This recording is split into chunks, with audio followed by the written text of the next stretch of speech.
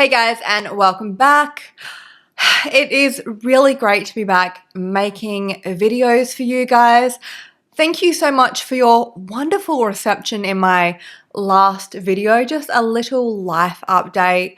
It was great doing a more personal video and getting to speak to you guys in the comments. If you are wondering where I have been for a couple of months, that video will explain it all. But if you're just here for the true crime and possibly some mystery videos, some aviation videos, a few of you guys mentioned that you would like to see a couple of different videos, maybe history videos. If you have any suggestions at all, let me know. I would love to hear it. I'm going to be doing a few more true crime videos coming up in the next couple of weeks, starting with today. We have a solved case, Australian, of course. I do try to stick to the Australian content because, as a lot of us were saying in the comments of my life update video, the Australian content is, I guess, underrepresented on YouTube. So I do really want to, for the most part, stick to doing Australian history, true crime, aviation. I do have a very exciting aviation-related video coming up in the future, maybe not in the next couple of weeks, but in a month or two. So, and it's a collab.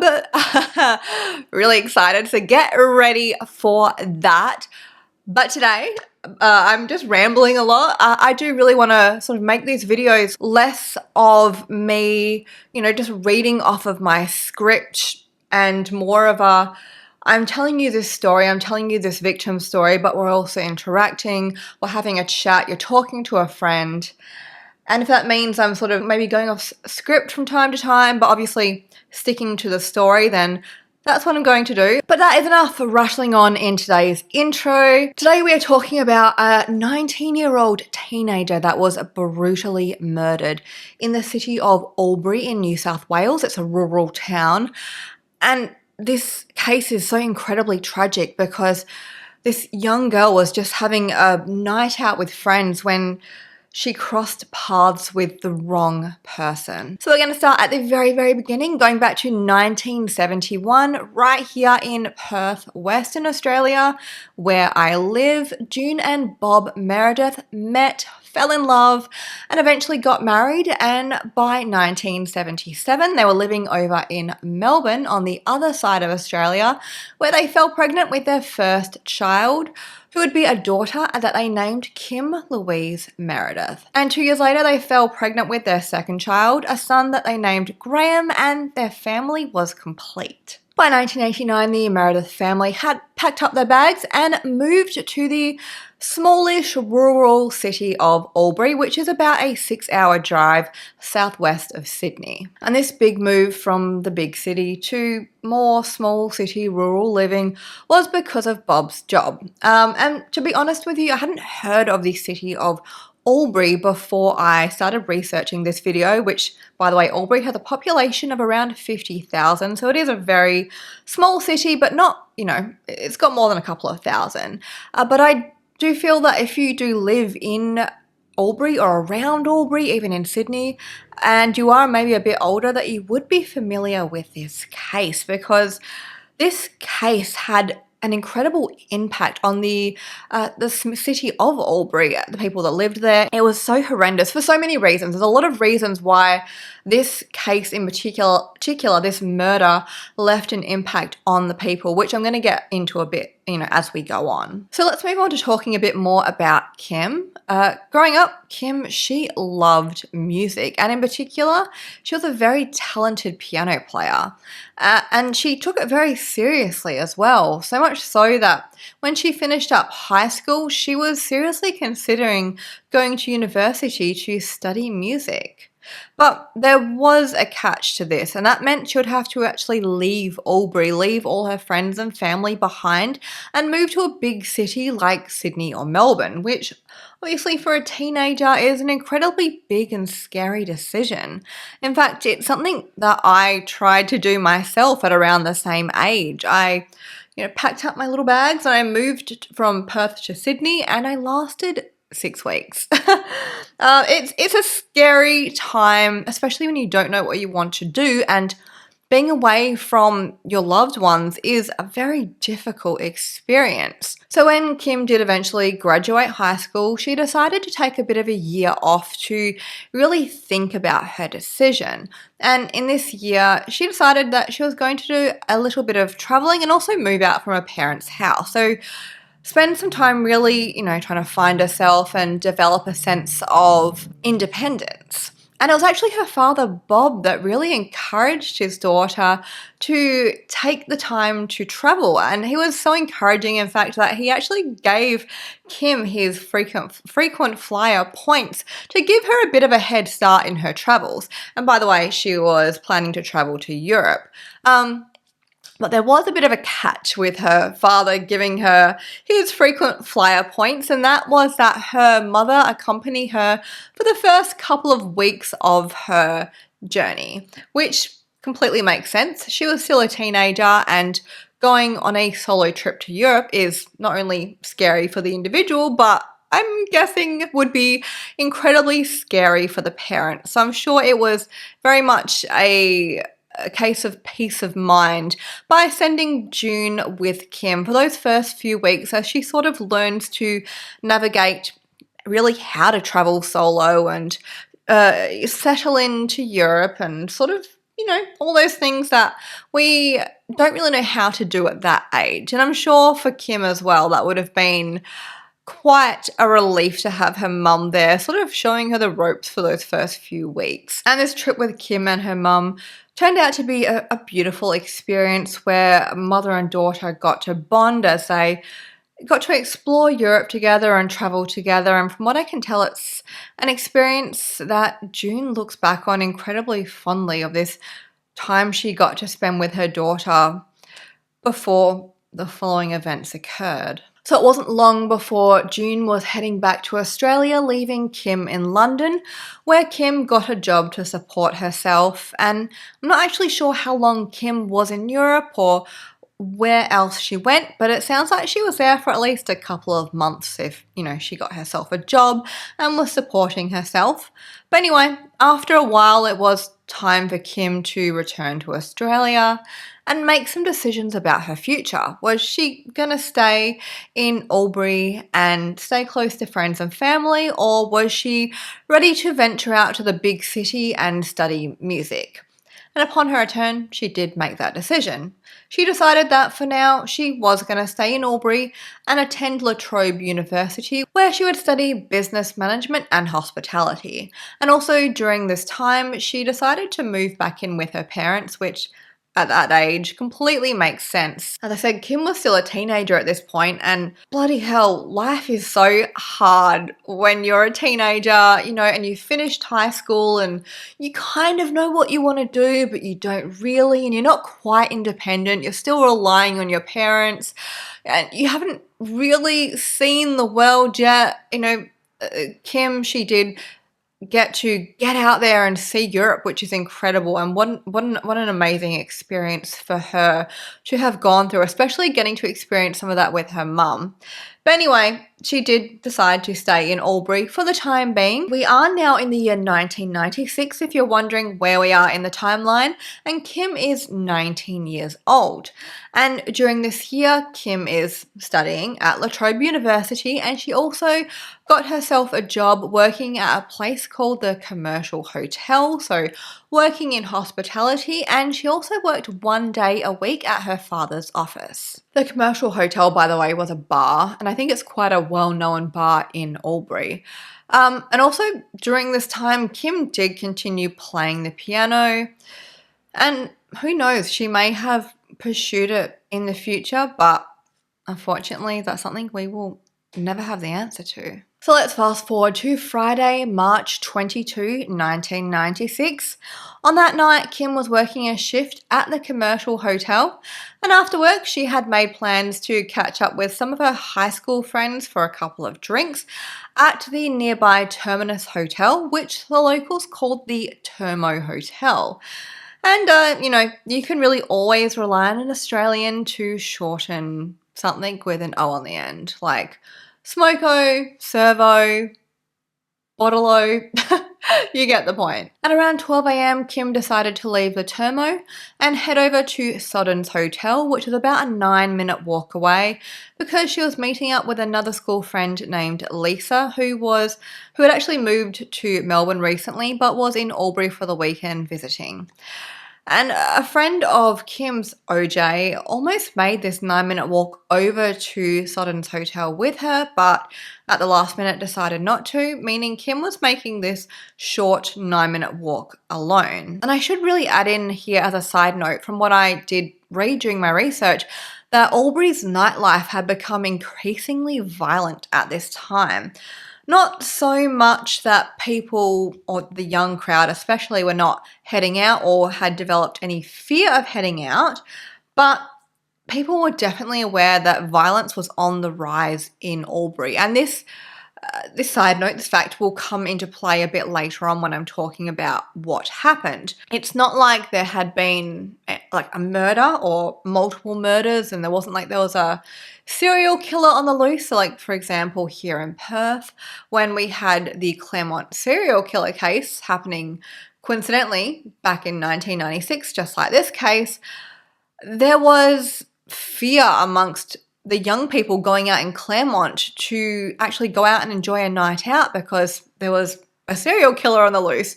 So, the pubs and the bars, slowly began to empty out in Claremont, and it really affected hospitality and nightlife around there. That wasn't quite the case in Albury from what I can tell. People were still going out and enjoying themselves, but there was an awareness around how violent it had become. But anyway, moving on. As the evening got later and later, Kim's friends and Lisa, who she was going to meet up with at Sodden's Hotel, did notice that Kim was absent, but they just thought she must have headed home. She did work earlier after all, and 1996, they didn't have mobile phones, so they couldn't send her a quick text, so they didn't think much of it and they carried on with their night. And even Kim's parents were not that concerned when Kim didn't return home that night, because they did assume that Kim would go out for drinks after work with some of her friends. I'm not sure if she mentioned it to them, but they did assume that she would be going out for drinks, and they also just guessed that she probably crashed with some friends, because you may remember me mentioning that Kim moved out for that year after high school with friends. Well, the place that she lived was actually quite near all of these pubs and bars. So her parents thought that she probably just crashed at her friend's place that was closer than coming all the way back to her parents. The next morning at around 8 a.m, Kim's dad, Bob, is walking out the front door when 3 police officers stop him in his tracks and ask if they can come in the house and chat with him. He says yes and lets them in the house, probably rather confused. And inside, the 3 officers ask Bob if he has a daughter named Kim, which he says that he does. And the officers inform him that a woman's body had been found the previous night, or in fact in the early hours of that morning, and they do believe that it could be Kim, could be his daughter, but they need to see a recent photograph of her to make an identity match to the body. So Bob goes and grabs a recent photo, the officers have a look at it, and they all agree that the likely victim is Kim Meredith. Soon after this, Bob does inform his wife June of what the officers have told him, and as you can imagine, she breaks down at hearing this news. And by the afternoon, a formal identification has been made on Kim's body, and it is confirmed that Kim Meredith is the victim of this crime. And it is, at this stage, believed to be a homicide, a murder, judging by the crime scene and the state of the body, which I will get into in just a moment. So Kim's funeral would later be attended by more than 800 people, with local police assisting in the procession. And a plaque would also eventually be placed in the QE2 Square, which is a park in Albury, dedicated to the memory of Kim. And I do want to read you this plaque because it is really a beautiful dedication to Kim, and it's written from the perspective of a local, which I thought was a really beautiful sentiment. It simply reads as, "The short blonde hair, the small, shy smile. She wouldn't talk much, but after a while, She'd relax a bit, her good nature broke through. I didn't know her well, but you didn't have to. But they took her away, they had no idea. The joy she could bring to those she held dear. Didn't they have anything better to do? I didn't know her well, but you didn't have to. And the townsfolk they met and shouted and raged, and the anger went on for hours and then days. But let's not forget Kimmy, whatever we do. I didn't know her well, but you didn't have to. So I do want to talk a bit about the part of the dedication that talks about the townsfolk shouting and raging. So about 1 week after Kim's murder, 2,500 people attended a rally at the QE2 Square protesting against the increasing violence in Albury and, of course, the brutal murder of Kim Meredith, which at this stage was unsolved and, of course, probably sending a lot of fear through Albury locals, because now not only was there the increased violence, but the brutal murder of this beautiful young teenage girl that was just beyond comprehension at the time, no doubt. The protest was called the Say No to Violence protest and was not only attended by Albury locals, but police, city councillors, religious leaders, and people from surrounding cities as well. And around this time, police also made a public plea for people to not walk the streets of Albury alone. And we have heard, similar requests from police in the past when there has been a brutal murder. Any Australians may remember the case of Marsa Vukotic or Jill Meagher, where police put out warnings for people, but particularly women, not to walk the streets alone. And in fact, Kim's case and Jill Meagher's case weren't so dissimilar. Jill was walking home late one night and she wasn't very far from home at all, meters in fact, when she was attacked and killed by somebody that she did not know. And people turned out to protest in the thousands after her murder took place. It's likely that Kim felt incredibly safe walking from one local pub to another. It was a Friday night after all. It was around midnight and there's probably a lot of people around, and the walk was only 9 minutes. Like with Jill Meagher, I think it was 500 meters to her home. Marsa Vukotic, she was attacked in broad daylight. She was on an afternoon walk in a suburban area. She had headphones in when she was attacked. It's just another one of these cases where we as women cannot feel safe going for a walk, even in an area that we should feel safe. The walk that Jill took, in fact, I took myself with a friend late at night, and it's not... to me, the area, Brunswick and Melbourne, doesn't feel dangerous. I'm not a Melbourne local. I don't know if that's meant to be a unsafe area, but when I did that walk, it was well lit. There was people around. It's not an area where one would naturally feel unsafe. And why, I don't want to say just women, men or women, why should we feel unsafe walking alone at any point? But it's cases like this that make me question whether I should walk anywhere by myself. And that's really unfortunate. That's why police have to put out these warnings to people, to tell us, not to walk alone, especially at night. And quite interestingly, actually, when I was researching this case, it seemed like it didn't really make headlines outside of Albury, or maybe not outside of New South Wales. Of course, 1996 was quite a while ago, and I don't particularly remember that time period. But if you were, a bit older during that time or lived in the area, perhaps let me know if you do remember this case being reported, because as I said at the start of the video, it seems like this case had a huge impact on the city of Albury and surrounding areas, in fact. And the reason I'm really going on about the impact of Kim's murder is because I really want you to understand just what an impact her case had on the locals, and how much, not only did it of course terrify them when it happened, but how devastated they were for Kim and the Meredith family and, you know, a young innocent girl starting out her life and taking this very innocent walk, and for it to be so brutally cut short by a stranger. This is a solved case, so, you know, it was actually a stranger that killed her, but we're going to get into that shortly. It's one of those cases that, especially if you're a local, you would not forget it.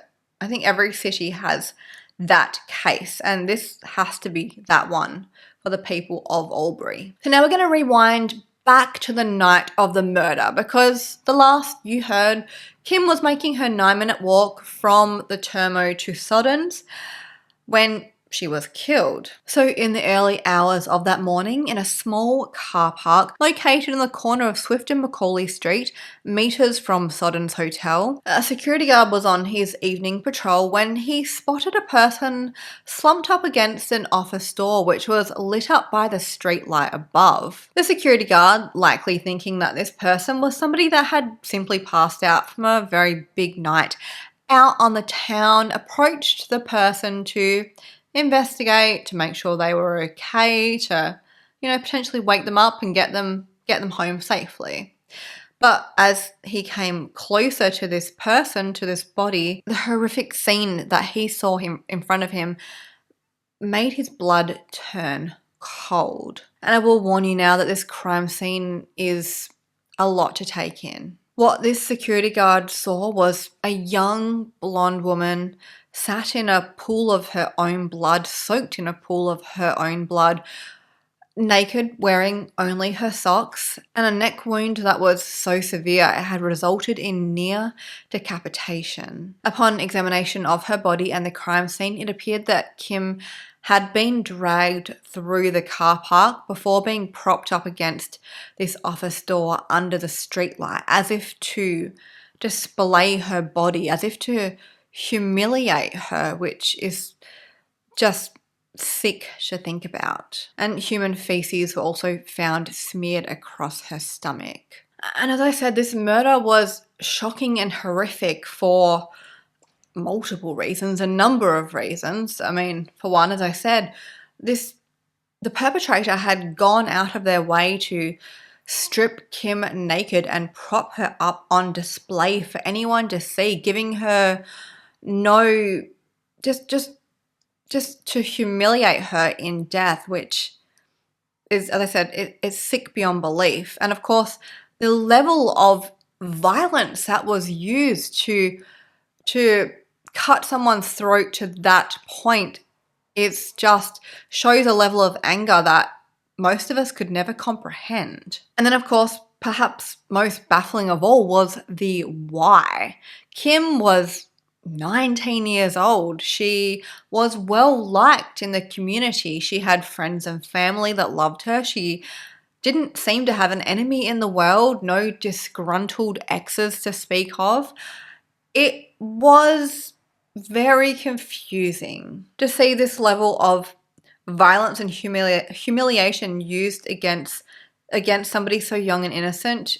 Just the public was obviously horrified, and the police were at a loss and confused because, as you know, any true crime enthusiast will know, it's the cases like this where there's no obvious lead that can definitely be the most difficult to solve. Luckily for the investigation, however, it wasn't too long before a witness came forward and told them that on the night of Kim's murder, they helped out a man with using a Hume Building Society credit card to withdraw cash from an ATM machine. As it turned out, Kim also had a Hume Building Society credit card and it was missing. So police looked back on records on Kim's card and it showed that there had been an attempted withdrawal from the night of her murder. A local homeless shelter also reported to the investigation that a man had come to stay with them on the evening of the murder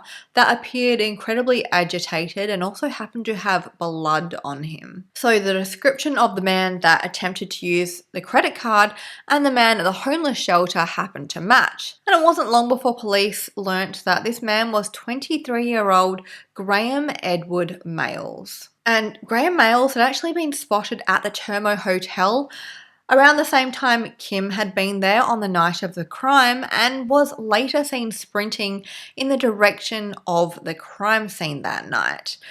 So is it possible that this man, Graham Mayles, spotted Kim at the Termo that evening and decided to follow her as she made that walk across to Sodden's hotel? And as police looked into Graham Mayles, they also found out he had a history of assault and carrying a knife. So armed with all of this information, police tracked down Graham Mayles, who wasn't actually an Albury local but lived about 4 hours away in a town called Forbes with his auntie. So police headed to Forbes where they obtained a search warrant for where Mayles lived and they began their search for evidence. During their search, they found blood-covered clothing, a female's Guess-branded watch band, and a knife, amongst other things. The police also took Graham Mayles down to the police station for questioning and to obtain blood and hair samples. During questioning, Mayles denied any involvement in the murder,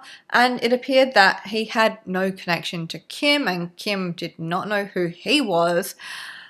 Although Mayles did admit that he was in Albury on the night of the murder, but he had been with his girlfriend the entire time, and he said, just ask my girlfriend. I was with her, so I couldn't have committed the murder. So, of course, the police thought, okay, we'll go speak to the girlfriend, see what she has to say.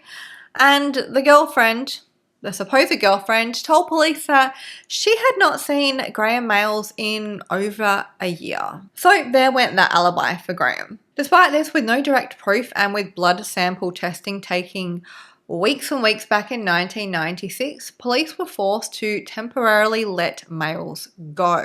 I do want to also mention at this point that Mayles did have an intellectual disability. This is what I read during my research. I don't know to what extent he had an intellectual disability or anything about it, but I do want to mention it because it does become relevant as we go on. So back to the evidence that was confiscated from his home, or should I say Graham Mayles' auntie's home. So they tested the blood on the clothing and this blood turned out to be Kim Meredith's. The Guess watch band also was Kim's, and the knife that they found turned out that had been purchased just 2 days before Kim's murder. And to add to all of this evidence, shoe prints that were found at the crime scene matched to a pair of shoes found in Graham Mayles' home. On March 28, just 1 week after Kim's murder, Graham Mayles was once again brought back into the police station where the police informed him he was going to be charged for the murder of Kim Meredith. And upon hearing this news, Mayles punched the lead investigator in the face because nothing says I'm innocent like punching the lead investigator in the face. So at this point, Mayles was maintaining his innocence, but 1 week after being charged, he actually requested to speak to police again to tell them the real version of events.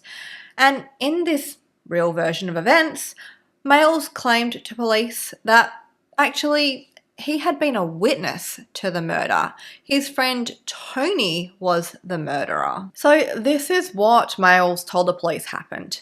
Him and his mate Tony had been out that night, but because Tony had been wearing a pair of shorts, he was unable to get into a pub or a bar or whatever, which seems unlikely because it seems like the pubs and bars in that area probably had a pretty casual dress code. But regardless, Mayles claimed he lent his good friend Tony his pair of pants or slacks, and then Graham Mayles wandered off to like a op shop bin or a Good Sammy's bin, thrift store bin, whatever you call it in your country, dove in and found some new clothing and off he went, to enjoy his night with Tony. Strange explanation, but anyway, he then said at the end of the night he asked Tony for his pair of pants back, which Tony gave him, and he took the pants home, which, because he committed the murder, had Kim's blood all over it, and that's how the blood-soaked clothing with Kim's blood on it got into Graham Mayles' home. The fact that it took Graham Mayles 1 week to concoct this insane story is crazy enough, but the fact he blamed his friend Tony, which, by the way, did exist, who was spoken to, he was innocent. Jesus Christ. Just so bad and such a stupid story. So it actually takes 3 years for a trial to begin.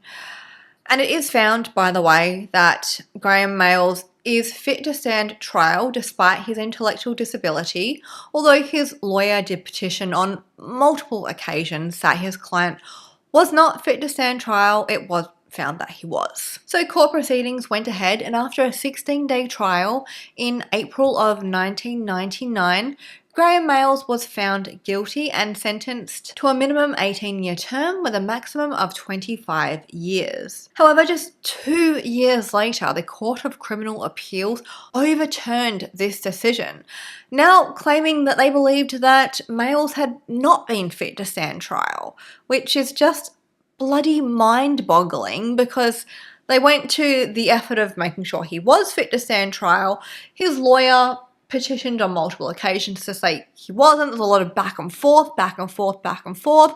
They finally decided after 3 years that he was, and then 2 years after he's found guilty, they decide that he's not. Like, what is going on? And as you can imagine, this was also a huge blow to the Meredith family because there had already been so many delays. And now at this point, when they're going back and, reversing the decision, it's been 5 years since the murder. And it's a murder that really has a clear-cut person that has committed the crime. They just need to find out, can he or can he not stand trial? If he can't, how do we go about it? Where do we place him? What is his punishment? It should have been quite a cut and dry case from what I can tell. I'm not a lawyer, I'm not an expert, but he clearly committed the crime. And if he is not fit to stand trial, if this intellectual disability had something to do with why he committed it, regardless, he's guilty. He did it. And he needs to suffer the consequences. So in 2001, a retrial is ordered. But again, there is more back and forth over whether Graham Mayles is fit to stand trial. And this goes on for 2 more years. And this leads us to 2003 when the retrial finally begins and Graham Mayles, surprise, surprise, is found fit to stand trial. So this whole back and forth for years and years and years was for nothing. And at this point, it's now been 7 years since Kim's murder. And this time the trial lasts for 4 weeks. And in April of 2003, he is once again found guilty. But don't click off yet because I'm telling you this case gets a little more crazy, a little more, I can't believe that happened. So basically on August 1, he is sentenced to a limiting 25-year sentence under the Mental Health Review Tribunal, which is basically a body that deals with a range of mental health issues across a range of different situations. I'd actually not heard the word limiting when it came to a sentencing before this case, but from what I understand from researching, it means that he could serve the full 25 years or he could be released earlier. There's basically no non-parole period, if that makes sense. I'm not sure if it even makes sense to me, but it just seems like no guarantee of how long he's going to be behind bars. Which is a scary thought. Or should I say was a scary thought, because in November of 2015, the worst case scenario happened. Graham Mayles was released, aged just 42 years old, after serving only 12 years of a possible 25-year sentence. Why was he released early? I have literally no idea. Not one. I cannot possibly understand it. So from what I can understand, after he was released, he was put into care in a mental health hospital, but I'm not too sure how good the the security, the people watching him there were, because he managed to escape. So in that same year, 2015, an article was published saying that Graham Mayles had gone missing from Goulburn, a regional city in New South Wales, and the article states that Graham Mayles, without his medication, is considered dangerous. Luckily, he is found a couple of hours away in another small city named Orange, and he is found without incident. And since then, I haven't found any updates on where Graham Mayles is, where he's living, how he's doing, what the situation is, but hopefully he is under an incredibly watchful eye of somebody. I just feel like it's one of those cases where justice wasn't served. The Meredith family were given the runaround for 7 years, even though it was quite clear who committed this crime, whether he has mental health issues or whether he has an intellectual disability. As I said, he needs to suffer the consequences for what he did. This murder was so brutal, so humiliating for the victim, for Kim, that I don't think there's an excuse. I really don't. I don't care what the excuse is.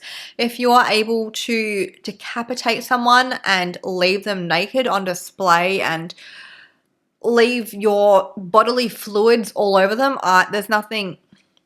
there is no excuse for it. There's just not. You should be locked away for life, but to get 12 years, disgusting. Fucking disgusting. And as for the Meredith family, the only updates I have found on them is that Bob and June have moved back to Perth and have also released a book called Killing Kim. But that does wrap up today's case.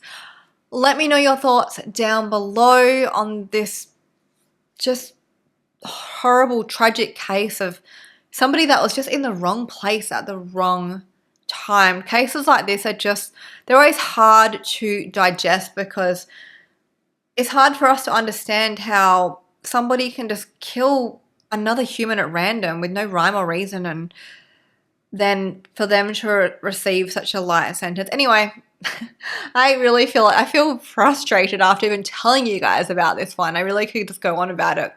But let me know your thoughts down below. Thank you for being here and listening to Kim's story, listening to the Meredith family's story.